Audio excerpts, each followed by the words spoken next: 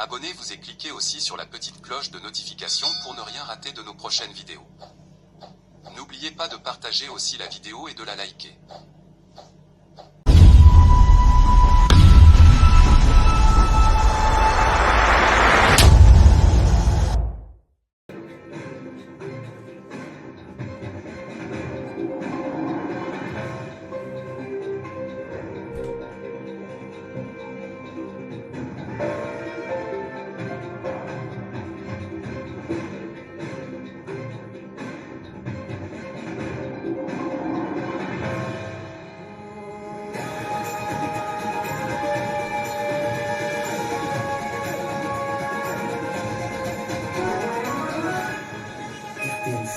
Le journal.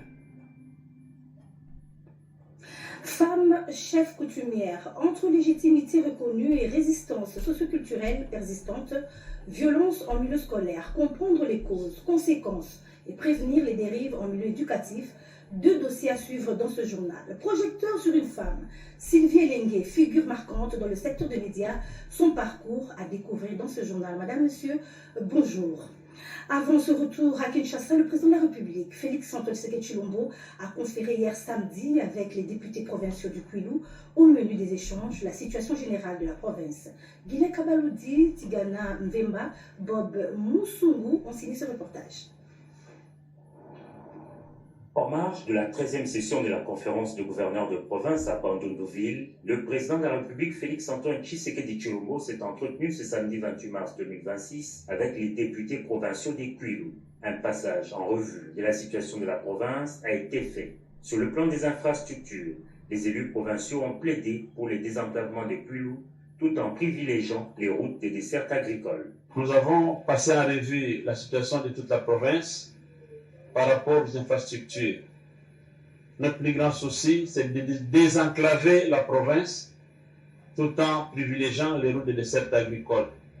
Il en a pris également bonne note. À ces sujets, justement, le gouvernement de la République rassure. Le ministre des Infrastructures et Travaux publics qui accompagne le chef de l'État dans cette itinérance a fait savoir que 14 grands projets d'infrastructures sont en train d'être exécutés dans la province des Kwilu. Au moment où je vous parle, avant la tenue de la conférence, le gouvernement central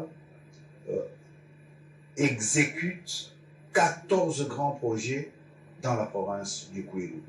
Un à un, tous les territoires sont concernés.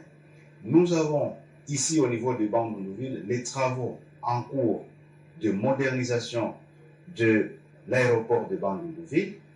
Nous avons les travaux de voirie. Vous avez vu que pour la première fois, il y a les travaux d'asphaltage de la voirie dans la ville de Bandundu-Ville. Nous avons 12 km et nous allons encore ajouter d'autres kilomètres pour la voirie dans la ville de Bandundu-Ville. Et puis, nous sommes en train de faire les travaux de modernisation du port de Bandundu-Ville. Autre sujet abordé avec les députés provinciaux, c'est la stabilité institutionnelle en province. Le chef de l'État a appelé à une franche collaboration entre le gouvernement provincial et les assemblées provinciales.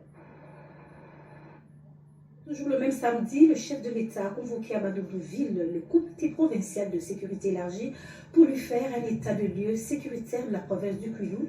Le compte-rendu est fait par le vice-premier ministre, ministre de l'Intérieur, décentralisation et affaires coutumières.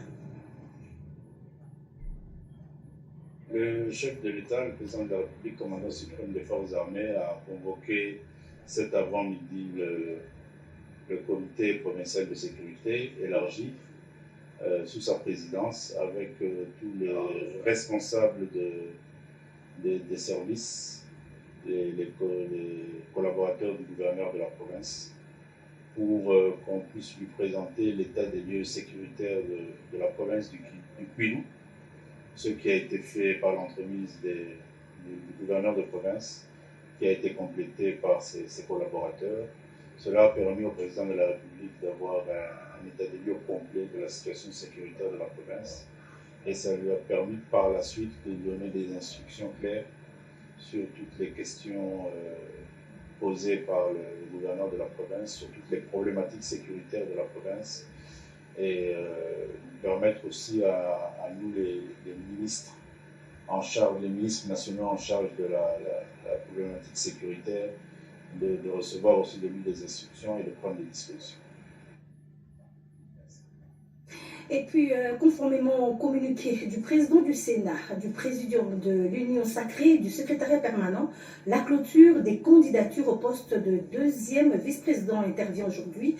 Le sénateur Norbert Basengezi Kanzitima a déjà déposé son dossier complet hier samedi 28 mars 2026. C'est un reportage signé Janine Kalenga, Robert Naï. Le sénateur Norbert Basengezi Kanzitima a officiellement déposé sa candidature pour le poste du deuxième vice-président du Sénat, laissé vacant après la démission du sénateur Modeste Baatinou Kwebo. Une démarche qui s'inscrit dans le cadre de la procédure interne de l'Union sacrée de la Nation, qui exige que le candidat à ce type de poste stratégique dépose les candidatures auprès du secrétaire permanent de l'Union sacrée de la Nation, le professeur Alain Batabetoukoumé Soumango. Nous allons occuper ces postes pour, selon l'article 38 de notre règlement intérieur, pour permettre le contrôle parlementaire. Nous sommes candidats, donc devant la volonté du président qui doit recevoir ces dossiers. Ce poste était du Sud Kivu, et je suis du Sud Kivu, je suis même son président du groupe.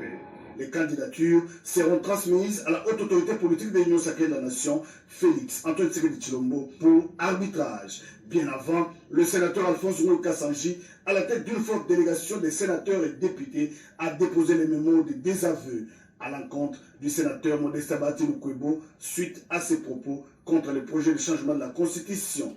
Dans ce mémo, déposé auprès du secrétaire permanent de l'Union sacrée de la Nation, le professeur Alain Batabetoukoumé Soumango, les parlementaires réaffirment avec force leur loyauté indéfectible à la haute autorité politique de l'Union sacrée de la Nation, Félix Antoine Tshisekedi Tshilombo. Ce samedi 28 mars 2026 marque une journée décisive pour les remplaçants au poste du deuxième vice-président du Sénat, et Norbert Basengezi compte sur son expérience et son réseau politique pour emporter la mise.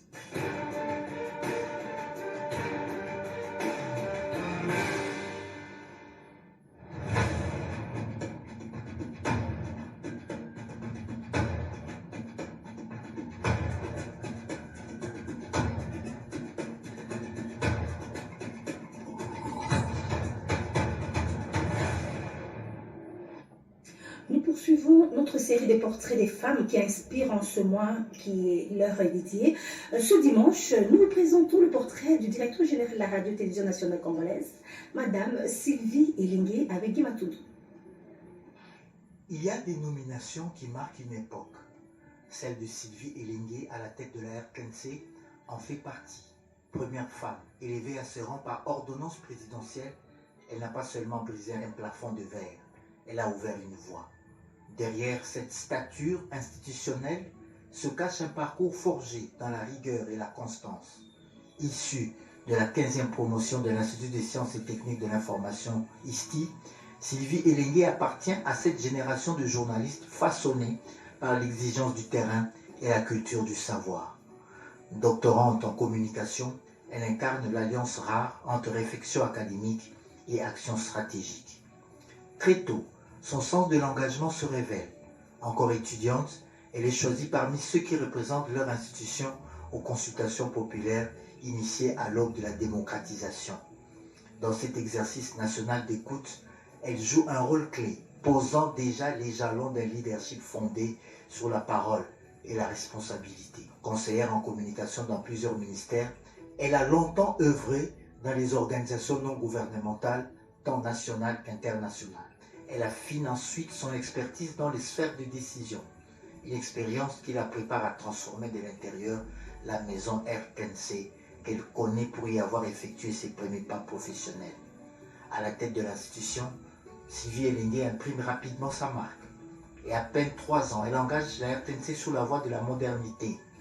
Numérisation des outils, modernisation des studios radio et télévision, équipement haute définition pour les stations provinciales. Ce matériel a été acquis grâce à l'appui du gouvernement de la République. Une transformation profonde, visible, durable. Mais son combat dépasse les simples murs de la RTNC. En tant que présidente de femmes mandataires des entreprises du portefeuille de l'État, elle porte une ambition plus large, celle d'un leadership féminin assumé, influent et structurant au cœur des institutions publiques. Une responsabilité qui fait d'elle une voix majeure de la promotion des femmes dans les sphères de décision. Et au sein même de la RTNC, cette vision prend corps. Les femmes, longtemps reléguées au second plan, accèdent désormais au poste de direction. Une dynamique inclusive qui redéfinit les équilibres et insuffle une nouvelle énergie. Aujourd'hui, Sylvie Elengue s'attaque à un autre chantier de taille, le social des agents et cadres, un enjeu crucial pour renforcer la cohésion et redonner toute sa noblesse au service public de l'information. Pionnière, réformatrice et fédératrice, Sylvie Elengue ne se contente pas d'occuper une fonction, elle incarne un mouvement. À la radio-télévision nationale congolaise comme au sein des entreprises publiques, elle impose une signature, celle d'un leadership féminin qui transforme, élève et inspire.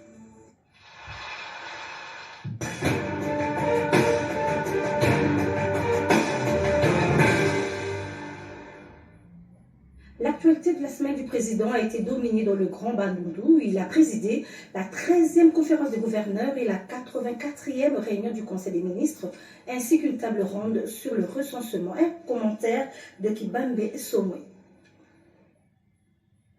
D'une impérieuse nécessité, le deuxième recensement général de la population et de l'habitat doit s'effectuer en République démocratique du Congo.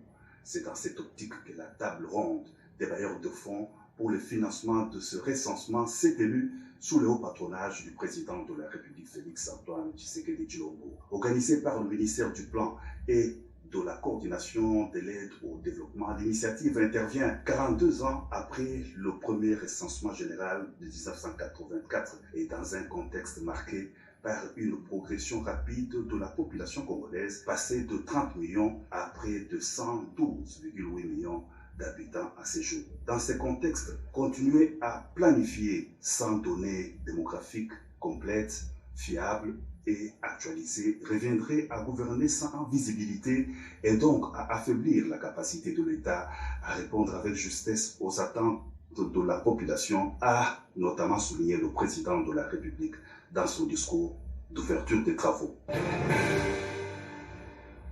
C'est une ville de Bandundu en pleine effervescence qui a accueilli le mardi 24 mars le président de la République Félix Antoine Tshisekedi Tshilombo en visite d'itinérance dans ses chefs-lieux de la province du Kwilu. Une grande première, Bandundu-Ville a été choisie pour la tenue de la 13e conférence des gouverneurs de 26 provinces de la RDC sous le haut patronage du chef de l'État. La transformation du secteur agricole pastoral et halieutique, développement rural et connexion aux marchés urbains, c'est le thème principal de la 13e conférence des gouverneurs de province. Dans son allocution, le président de la République a invité les gouverneurs à formuler des recommandations réalistes pour la transformation du secteur agricole congolais et la stabilité institutionnelle des provinces. Le chef de l'État a aussi appelé les gouverneurs de province et les animateurs des assemblées provinciales à mettre un terme aux tensions politiques qui s'érigent en obstacle au développement de leurs entités. Après avoir ouvert les travaux, le président de la République Félix Antoine Tshisekedi Tshilombo a également procédé à la clôture de la 13e conférence des gouverneurs de province le vendredi 27 mars 2026 à Bandundu-Ville. Dans son discours, le chef de l'État a souligné l'importance de l'agriculture pour la sécurité alimentaire et la création des richesses. Le président de la République prône la levée des blocages liés aux infrastructures, aux échanges et à l'énergie pour relancer l'agriculture. Après Bandundu-Ville, toutes les forces vives de Kikwit, une autre ville de la province du Kwilu, ont réservé un accueil délirant au président de la République Félix Antoine Tshisekedi Tshilombo. Sur place, le chef de l'État a procédé au lancement de la cabine centrale de Kikwit au lendemain de l'inauguration de la centrale hydroélectrique de Kakobola. Le président de la République était accompagné de la première ministre Judith Suminwa et du vice-premier ministre du budget Adolphe Muzito. La centrale constitue un maillon essentiel dans la distribution du courant électrique qui dessert l'ensemble de la ville de Kikwit, plongée dans les noirs depuis des lustres. Il s'agit d'un projet structurant attendu de longues années par la population du Kikwit. À Kikwit, Le président de la République, commandant suprême des forces armées de la RDC et de la police nationale, a inauguré des infrastructures modernes de la 11e région militaire en lieu et place des modestes bâtiments datant de l'époque coloniale. Les FARDC au Kwilu viennent d'être dotés d'un état-major entièrement équipé des bureaux administratifs flambant neufs, un auditorat militaire et un mess des officiers. Il faudra ajouter à ces réalisations l'hôpital militaire général de référence nouvellement érigé dans le fief du patriarche Antoine Gizenga. Une infrastructure ultra moderne également inaugurée par le président de la République durant son tour à Kikwit. Bandundu-Ville aura été durant la semaine la capitale temporaire avec la présence sur place des chefs des institutions de la République. Outre la 13e conférence des gouverneurs de province, le chef-lieu de la province du Kwilu a abrité la 84e réunion ordinaire du Conseil des ministres présidée par le chef de l'État Félix Antoine Tshisekedi Tshilombo. Une importante réunion à laquelle ont pris part Madame la Première ministre Judith Suminwa Tuluka et tous les membres du gouvernement présents au pays.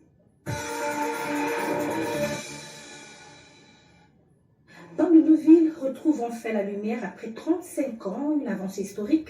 À Kinshasa, la ministre des Hydrocarbures rassure sur l'approvisionnement en carburant et une vidéo virale impliquant un médecin conduit à une suspension. Ces faits marquants et bien d'autres, dont la semaine en 5 avec Diel Balaka.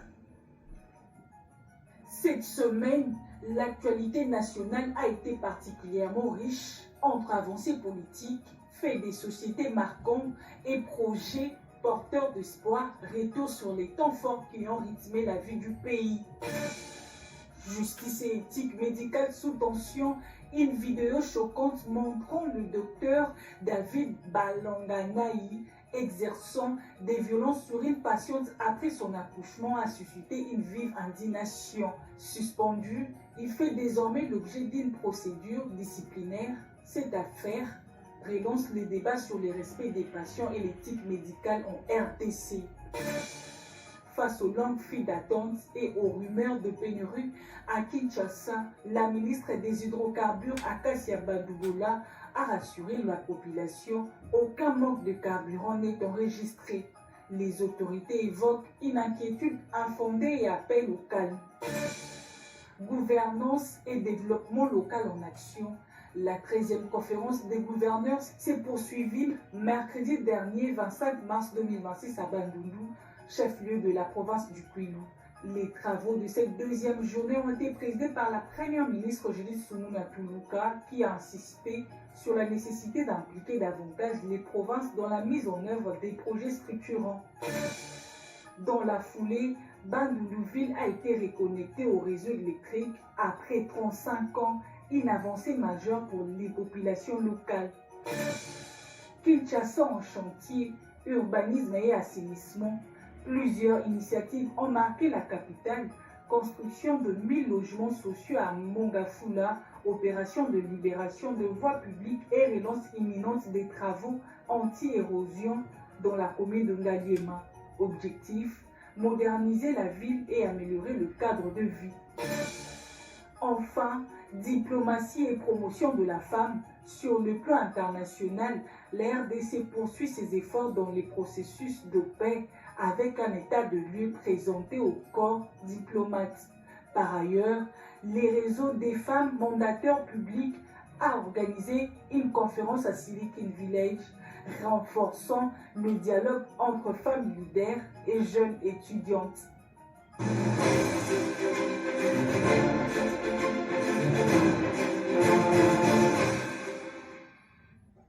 Elles sont rares, mais bien présentes en RDC. Les femmes chefs coutumières restent largement minoritaires parmi les centaines de chefferies que compte le pays. Entre pesanteurs socioculturelles et résistance au changement, leur légitimité continue d'être contestée malgré un cadre légal qui reconnaît leur accession au pouvoir. Une réalité que décrypte Fifi Mukundi, partie à leur rencontre.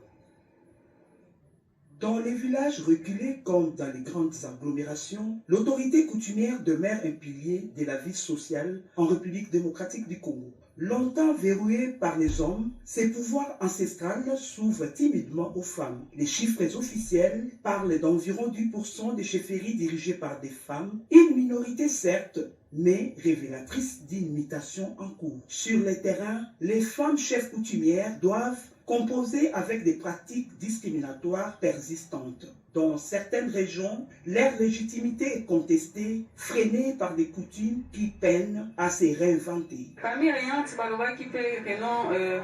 La famille régnante a contesté ma désignation. J'ai répondu que papa m'avait choisi en pleine possession de ses facultés et qu'il m'avait laissé son chapeau, symbole de l'autorité, plutôt qu'à mon grand frère. Et puis il m'a dit de rehausser la tête. Un chef ne baisse pas la tête. Moi, j'ai été désignée par la famille régnante après le décès de mon père. Il y a eu de fortes contestations. Pour eux, une femme n'est pas appelée à diriger car c'est du jamais vu. Malgré les contestations, leur trône rayonne à travers les réalisations d'utilité publique. En 15 ans de pouvoir, j'ai réhabilité 63 ponts qui comptent ma chefferie. À cela s'ajoute la construction des bureaux dans chaque groupement ainsi que l'entretien des routes des dessertes agricoles.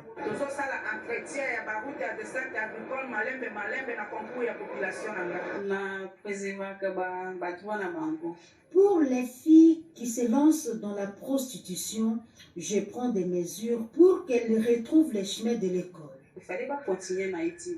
La loi numéro 15/015 du 25 août 2015 qui définit les statuts de chefs coutumiers n'exclut pas les femmes. Elle conditionne toutefois leur accession à l'aval des traditions locales.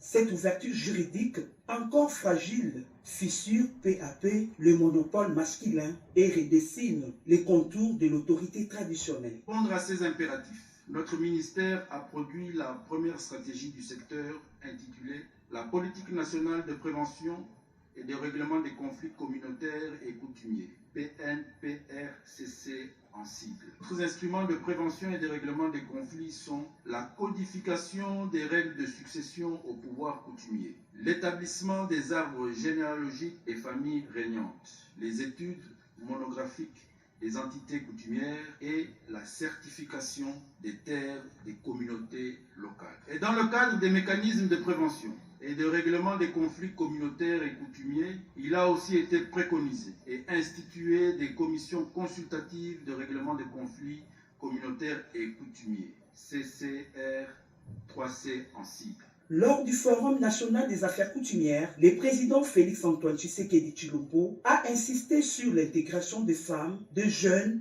et des peuples autochtones dans la gouvernance coutumière. Une déclaration qui, au-delà du symbole, traduit une volonté politique d'accompagner la transformation des chefferies.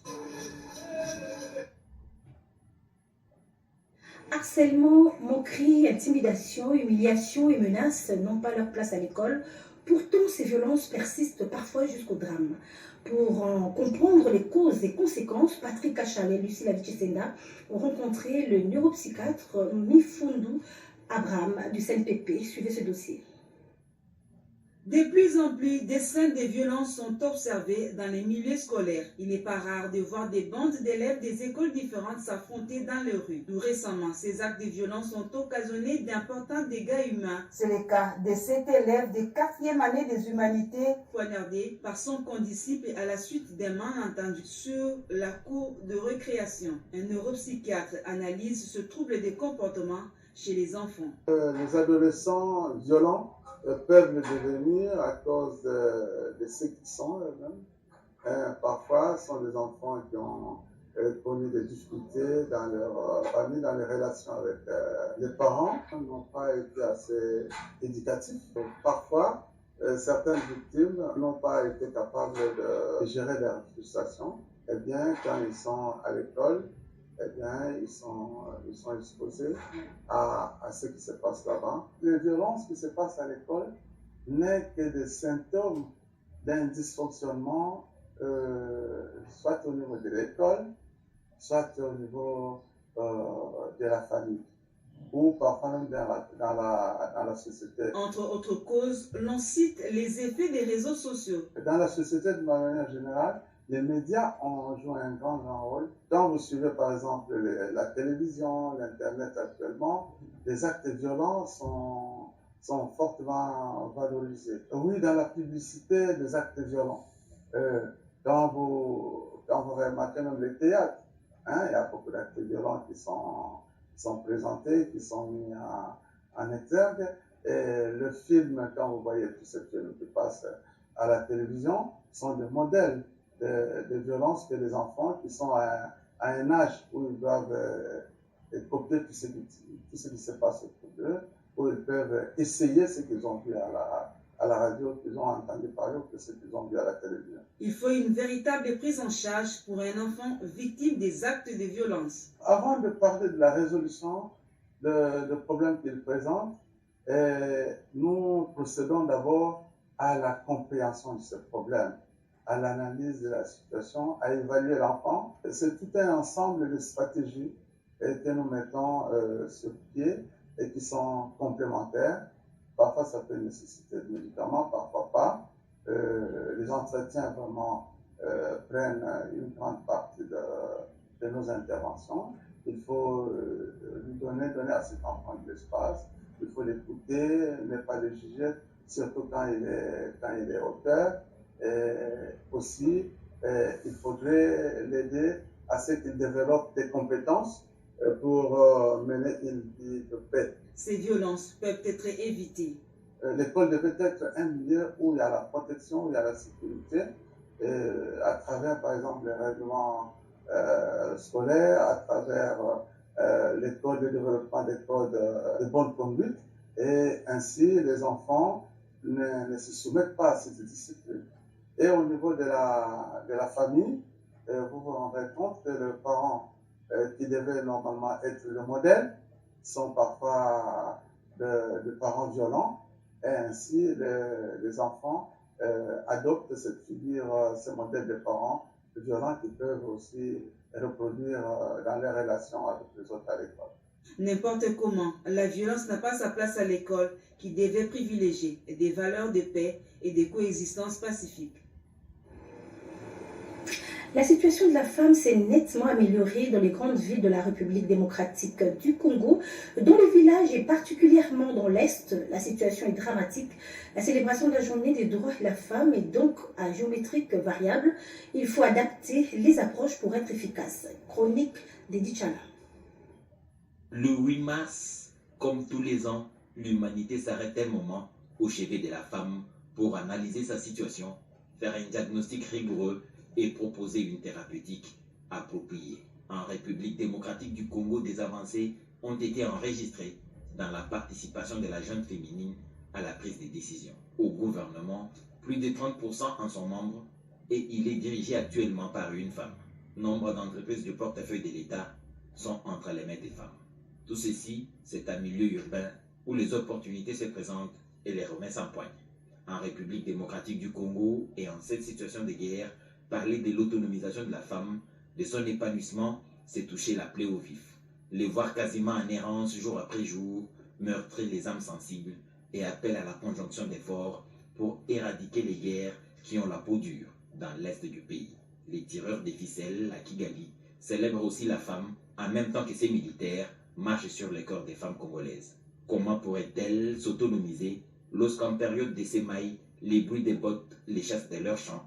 Sinon, c'est à la récolte que les bombes les envoient sur les routes inconnues afin de chercher refuge. Celles qui font les petits commerces font face à l'insécurité.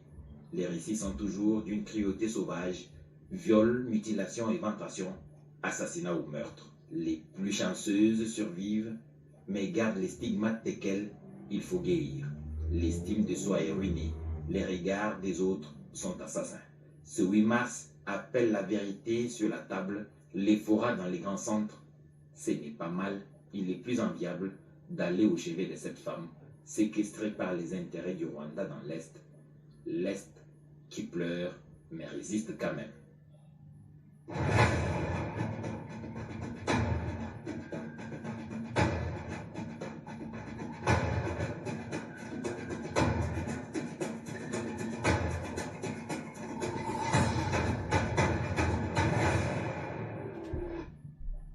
Voilà, nous allons séparer avec les femmes volontaires secouristes de la Croix-Rouge qui ont pris part à un atelier de renforcement de capacité durant 2 jours, axé sur plusieurs thématiques, notamment le leadership féminin. Des gestes qui sauvent. Dans l'urgence d'un accident, chaque seconde compte. Et bien souvent, parmi les premiers visages qui apparaissent pour secourir les victimes figurent ceux des femmes volontaires de la Croix-Rouge. Nous, mettons en pratique tous les jours en tant que volontaires, elle se résume autour d'un prévenir, alléger les souffrances humanitaires, protéger la vie et la dignité des personnes, mais aussi promouvoir la paix et la cohésion sociale. Dans un contexte où les accidents de circulation et autres urgences humanitaires restent fréquents, l'engagement de ces volontaires contribue à sauver des vies et à limiter les conséquences parfois dramatiques des blessures. À l'occasion de la célébration de la Journée internationale des droits de la femme, leur action illustre aussi la place croissante des femmes dans les missions humanitaires et de protection civile. Pour la plaidoyer humanitaire, je joue un rôle de porte-voix pour les personnes vulnérables. Cela implique sensibiliser les autorités partenaires et communautés aux enjeux humanitaires. Ainsi, derrière chaque intervention réussie, il y a souvent l'engagement discret mais déterminant de ces femmes volontaires, un engagement qui mérite d'être reconnu et soutenu car à travers leurs gestes, ce sont des vies qui sont protégées et une culture de secours qui se renforce en République démocratique du Congo. C'est ici que prend fin ce journal magazine de la mi-journée sur la RTNC. Merci de l'avoir suivi et merci à toute la grande équipe du dimanche. Retrouvez Bobette et Yenga à 20h pour la suite de l'actualité.